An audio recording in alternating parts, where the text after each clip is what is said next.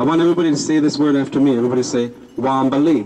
Wambali. Wambali is an eagle, okay? I'm Lakota, and this area here, Wabasha, is a Dakota area historically, named after a chief. But really what I wanted to say something quick about the eagle, the reason why it's so important to us, or one of the reasons why, is that it was believed to be the bird that flies the highest out of any other bird.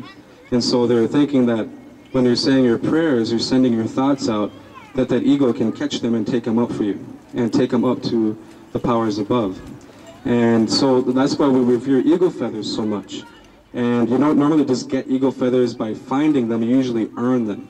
Like for myself, I have 3 of them. One came because when I graduated high school, it was gifted to me by my cousin. Then when I received my Lakota name in a ceremony, I received another eagle feather for that. And then when I graduated from college, I received one more. And so traditionally, that's a lot of how you did things. You get eagle feathers to mark achievements a lot of times. And so it's like a way to show that you're working hard towards being a good person. This is Angel. So anybody wants to come up and do a photo here, stand by the eagle, you're welcome to do that. Gotta be ready for the hers. All right, a little bit better there. Here we go. Wow. Wow. There you go. Losing a feather. Is she? Yeah, right there. I don't know if it's necessarily lose. It could be just a little out of place. Maybe you can't see. There we go.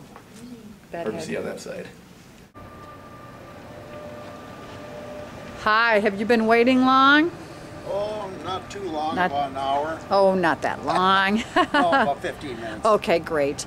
You know, I went back to just get some brochures because I want to, you know, do like a little video of the Indian Center. Well, you know, I taped last weekend. Just everything has been very impromptu.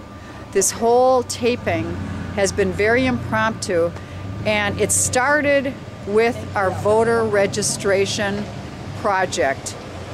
And now I've got the everything we did today. There's all so much. Anyways, can you just, I want you to just kind of speak to the project, what happened with our project, how it got started. Well, basically we went down, we bought a TV, and we got ourselves a video of how to vote, when to vote, and then we got some voter registration papers for people to, you know, try it out. And then also we tried to educate people on how easy it is to vote. And basically, while I was running the mission and passing out food, and people are waiting in line, then they got to watch the presentation on the TV set that we bought specifically for that. And it's a historic time for our country right now. Also a very hard time, as you know, because basically people are, groceries are up, gas is up, housing is bad right now, and the banks are in kind of a dilemma. And we're looking for a new situation to come about. And I'm just right now really praying for whoever gets in, that they have the insight and the wisdom and the, you know, the fortitude to keep up with what's happening right now. So basically, pray for whoever your candidate is, and whoever gets in, pray for them when they get in, and pray for your leaders, that they make those right decisions that we need to make right now. So that's about it.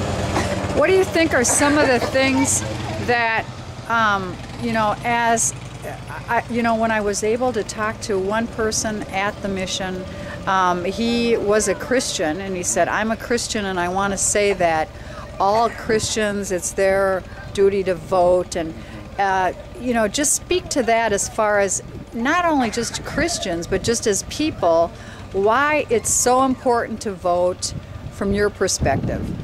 Well, it's important to vote. Basically right now what's happened is people are being alerted to the fact that they better be involved right now. They're involved in the United States right now is in a very trying time.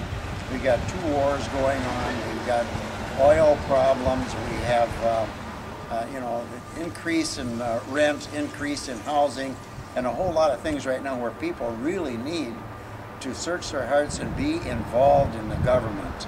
We are the government. They need to take charge of it. right now. And voting is the first step, really, to be involved. We hold the power right now and the keys to getting out of this mishap. And you know, we are facing many crises with regard to the economy. I think one of the biggest things that I see is with regard to voting is people are discouraged and they're complacent. And that is something that... Well, you know, what's happened is the election has gone on for quite a while, and I think it's really tired... The campaigning? The campaigning. Tired the people. And you know, they're almost saying, let's get it over with.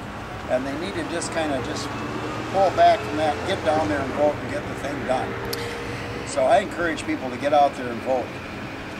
Good. Well, I'm hoping that you know, our efforts to be able to provide the voter application, to provide the education. Oh, yeah. You know, when I did the taping that day, they were just very excited about voting. I have a lot of good interviews, and the project here, the filming project, has just been a real learning experience for me.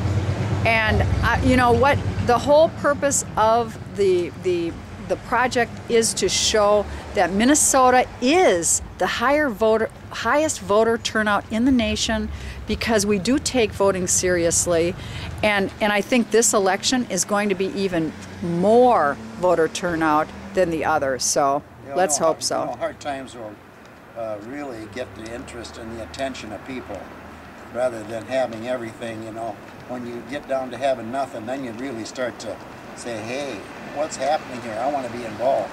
Well, you know, Pastor Paul, today is November 1st. Yep. It's All Saints Day today. Right. And you know which tape we're going to? We're going to go back to the American Inn, and I've got my laptop, I've got all this footage, and now today, which is Saturday, I'm going to be spending a lot of time pulling these tapes and trying to learn how to use my Mac Pro and put this project together. I'm going to do a series of parts, but before I do that, I'm going to run for a special All Saints Day podcast. There is corn in Egypt. Corn in Egypt. Do you remember that message about just what Yes. you just talked about? It has to do with hard times. I ministered that on a Friday night. I remember the two women that came into the church, and they said, you know what, we came all the way from somewhere out east, New York or something, and they said, and I could still see them sitting there and said, we were really discouraged. We came in here and we got a message for our church. We're going to take it back, and that was corn in Egypt. All right. Yep. That's what we're going to hear today on All Saints Day, corn in Egypt. Yep. Joseph, the coat of many colors. Remember the 7 really good years and the 7 lean years? I hope we haven't started those lean years yet. Well, it's kind of up to us to make the change. It's up to the people. It isn't up to the politician. It's up to the politician basically is going to answer to the people, because the people right now are involved mentally. And they're involved with their pocketbook. Well, they're involved because there's no money in that pocketbook. Okay. I can tell you that from meeting all the people down there at the mission. But you know, all isn't dark. I mean, sometimes this brings out the best in people too, and I pray that be the case. I do too. Yeah. Thanks, Pastor Paul. You're welcome. Kind of give thanks for everybody that's here today, and to give our thanks and appreciation to the Eagles that we're all here to see, and to this great center that is being built.